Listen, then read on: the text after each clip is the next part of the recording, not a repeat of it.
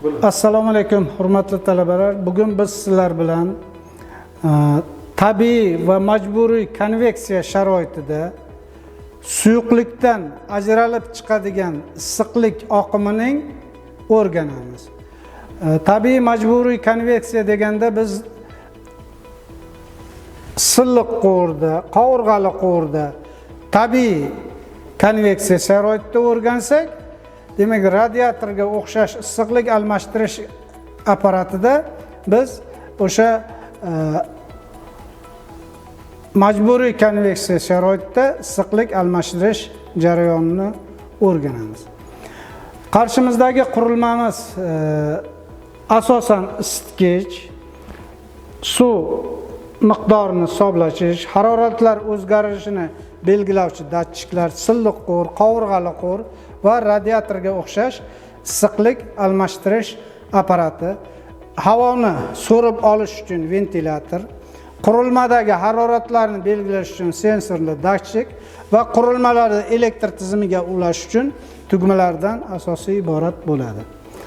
Aziz ustozlar, siz laboratoriya ishlarini bajarishdan oldin albatta bizda elektron adabiyotimizda keltirilgan hayot faoliyati xavfsizligi bo'yicha qurilmani ishlashtirish bo'yicha bergan tavsiyamizga rioya qilgan holatda hayot faoliyati xavfsizligi bo'yicha tushuntirish ishlari olib borishingiz kerak bo'ladi.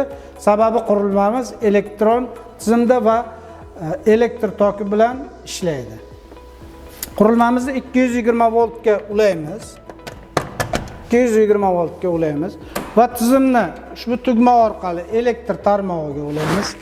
Elektr tarmog'iga ulaganimizdan so'ng uzaspot tizimiga qurilmamizni ulaymiz. Uzaspot tizimidagi programmaga ishga tushiramiz. Programma ishga tushirilgandan so'ng isitgichni birinchi tugma orqali yoqamiz va haroratda 60-70 haroratgacha belgilaymiz. Ushbu holatimiz bo'yicha, demak, imkoniyat darajasida biz boshlang'ich 30, 40, 50, 60 gradusgacha belgilasak haroratni to'g'ri bo'ladi isitiladigan suvda.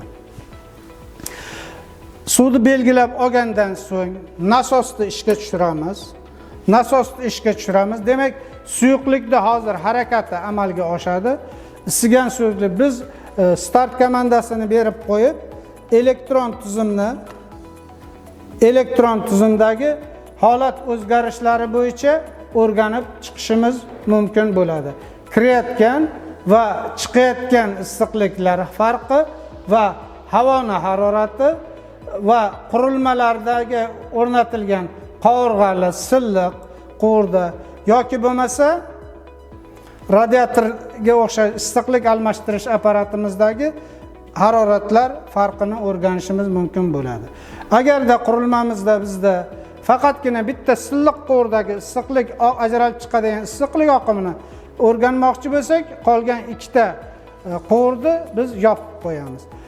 Agarda biz qovurg'ali quvurda o'rganmoqchi bo'lsak, qovurg'ali quvurni ochgan holatda issiqlik almashtirish jarayoni qovurg'ali quvurda o'rganamiz.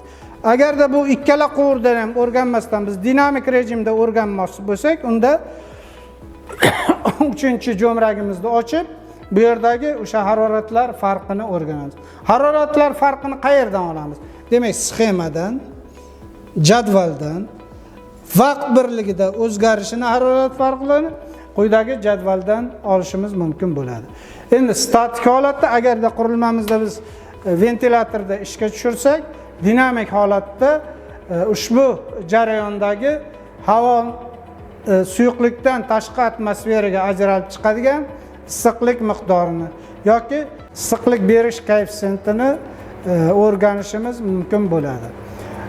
Agarda quvurlardagi suyuqlikni tezligini o'zgartirmoqchi bo'lsak, turbulent rejim yoki laminant rejim bo'yicha o'sha o'rnatilgan nasosimizdagi ushbu tugma orqali tezligini oshirish, kamaytirish yo'li bilan biz turbulent, laminant rejimda suyuqlikdan tashqi atmosferaga oqib chiqadigan tabiiy va majburiy konveksiya sharoitini o'rganishimiz mumkin bo'ladi. Endi bizga agarda majburiy konveksiya kerak bo'lmasa, unda o'chirgan holatda biza alohida har bir qurilmamizdagi issiqlik almashinish jarayonini tabiiy konversiya sharoitida o'rganish imkoniyatiga ega bo'lamiz. Olingan barcha natijalarimizni tuzilgan Telegram jadvalimizga, kanalimizga nusxasini olib tashlaymiz. Olingan natijalar asosida, o'sha Telegram kanalimizda olingan natijalar asosida o'lchangan laboratoriya qurilmasidagi hisob-kitob ishlarini, o'lchov natijalari asosida hisob-kitob ishlarini amalga oshiramiz. Hurmatli ustozlar, talabalar, ushbu holat bo'yicha laboratoriya qurilmasini ishlatish, shu laboratoriya qurilmasini ishlatish vaqtida sizga tushunmovchilik biror bir savollar bo'ladigan bo'lsa, bemalol meni telefon raqamimga yoki elektron pochtamga murojaat qilsangiz, men tushuntirib beraman. Agarda qurilmamizda biron bir nosozlik holati yuz berganda, unda biz mana bu tugma orqali qurilmamizni elektr tizimidan o'chiramiz. Demak, ishga qanday tushirilgan bo'lsak, xuddi shunday ketma-ketlikda tizimni elektr tizimidan va oxirida uzaspot tizimidan, elektron tizimidan qurilmani uzib, laboratoriya natijalarini olgan holatda laboratoriya ishini yakunlaymiz. E'tiborlaringiz uchun rahmat. Ushbu laboratoriya ishimiz qurilmamizda biz suyuqlikdan tashqi atmosferaga ajralib chiqadigan issiqlik oqimining majburiy va tabiiy konveksiya sharoitida o'rganish imkoniyatiga ega bo'lamiz. E'tiborlaringiz uchun rahmat.